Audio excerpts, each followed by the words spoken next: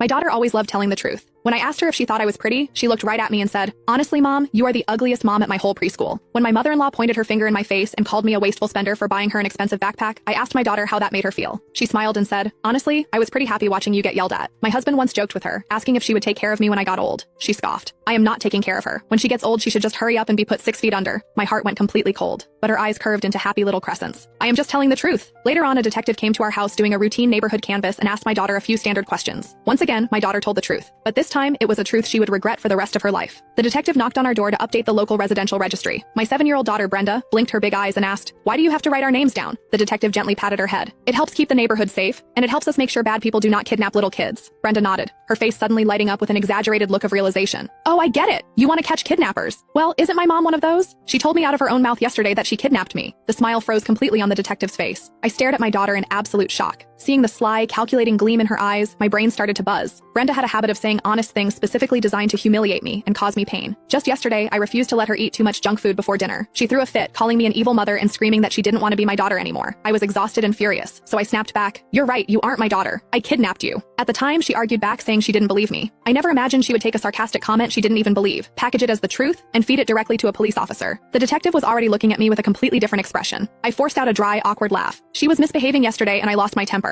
It was just a stupid joke. I didn't think she would take it literally. The detective's brow relaxed slightly. He turned to Brenda. "Little girl, you can't joke about things like that. If your mom gets mistaken for a kidnapper, she could go to jail." Seeing Brenda nod, the knot in my chest finally loosened. I thought the ordeal was over, but a second later, Brenda looked up with an expression of pure, innocent sincerity. "But my mom can't have babies. If I wasn't kidnapped, where did I come from?" The scrutiny and suspicion instantly returned to the detective's eyes. I panicked and quickly tried to explain. "I had an IUD put in right after she was born. When kids hear about birth control, they misunderstand what can't have babies means." I tugged on Brenda's sleeve, silently begging her to stop talking. She refused to listen. "Mom couldn't have babies right after she got married, but I am already 7 years old. I had no idea how a 7-year-old girl possessed the mental capacity to connect those dots. But when you thought about what she was implying, it was impossible not to jump to horrible conclusions. My husband and I had been married for 6 years. I had an IUD for those exact 6 years. So how could we possibly have a 7-year-old daughter?" The detective clearly did the math in his head. His expression turned dead serious. "Ma'am, I am going to need to see the child's birth certificate." My stomach dropped to the floor. There was no birth certificate for Brenda in this house. 6 years ago, I had literally fought off human traffickers to rip this child out of their hands. When the police eventually pulled the files on her biological parents, the reality left everyone speechless. My husband and I had looked at each other with pale faces, sharing the exact same thought. If we sent this poor baby back to her biological family, living with them would be a fate worse than death. We simply couldn't bear it. So we went through the system, adopted her, and raised her to this day. Brenda probably thought my angry comment yesterday was just a cruel joke, but she had no idea that the joke was actually the truth. The only reason we never told her was that we didn't want her to feel like an outsider in her own home. But now, if I didn't confess, this detective might actually put me in handcuffs. Just as I opened my mouth to explain the adoption, Brenda suddenly shrieked in mock excitement. "Oh, I remember now.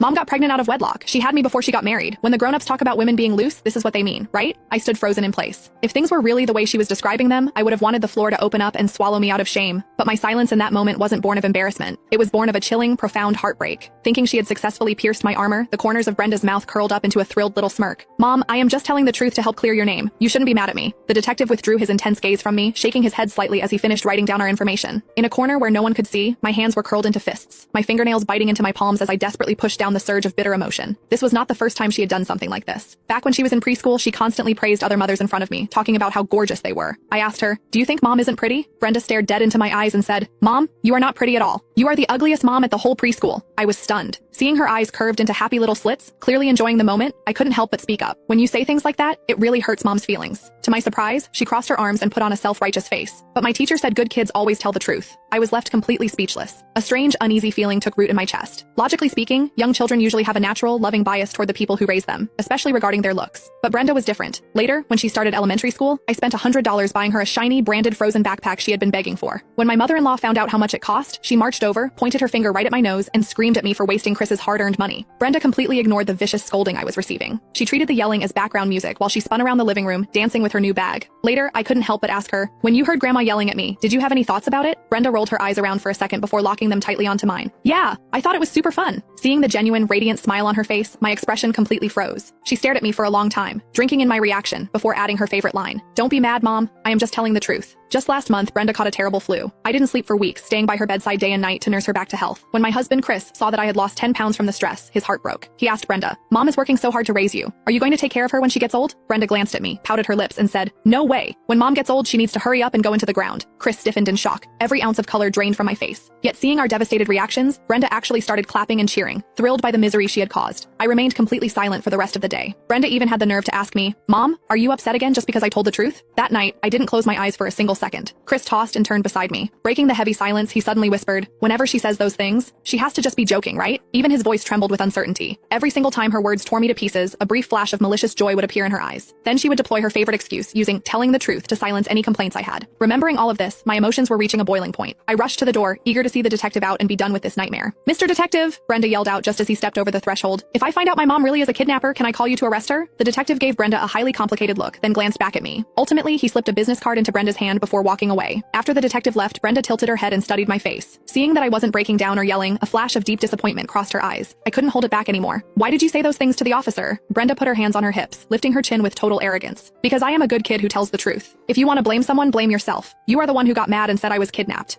That confirmed it. She purposely fed that story to the police just to punish me for the angry comment I made yesterday. I tightened my fists and asked her one more question. "If Mom really did steal you from human traffickers, but your real parents were terrible people and I kept you to protect you, would you still call the police and send me to prison?" Brenda nodded without a single second of hesitation. "Of course I would. Mom, I told you I am a good kid who tells the truth." My heart plunged straight into an icy abyss. Chris had come home from work quietly and had been standing in the hallway for a while. His face was terrifyingly dark. Still, he suppressed his anger, walked over, and patted my shoulder to comfort me. Maybe she will grow out of it when she gets older. Seeing Chris upset made Brenda happy again. She completely ignored our pain. I couldn't stop the thought from echoing in my head. If Chris and I spent half our lives pouring our blood, sweat, and tears into raising a vicious, ungrateful parasite, why shouldn't we cut our losses right now? But we had raised her for so many years. I wanted to give her one absolute final chance. I looked at the detective's business card sitting on the table and spoke deliberately. "Brenda, you really were kidnapped. Inside the safe in our bedroom, there is a file containing all your original records. It has the names of your biological parents on it. If you keep using your truths to intentionally break our hearts, your dad and I are going to pack your bags and send you back to your real family." Hearing my tone, the smugness vanished from her young face, replaced by a genuine, age-appropriate fear. She turned to Chris in a panic. "Dad, is she telling the truth?" Chris swallowed his disgust and sighed. "Your mom is just messing with you." The panic slowly faded from Brenda's face. She puffed out her cheeks and glared at me. "So it was a lie. I wish I actually had different parents. I hate you, Mom." Chris's expression darkened even further, but her entire focus was locked onto me. I played along, forcing a deeply wounded, heartbroken expression onto my face. Only then did her lips part into a satisfied, cruel smile. In that moment, everything became crystal clear. Brenda truly believed she was our biological flesh and blood. Because she thought that bond was indissoluble, she felt completely emboldened to hurt me without any fear of consequences. Any remaining warmth in my heart completely froze over. Late that night, as I hovered on the edge of sleep, I heard the subtle click of the bedroom door handle turning. A tiny shadow slipped into the room. A minute later, the shadow sneaked back out. From the hallway outside, a deliberately hushed, childlike voice whispered into a phone. "Hello? Is this the police? Honestly, my mom really is a kidnapper. All the proof is hiding inside her safe. You need to come arrest her right now."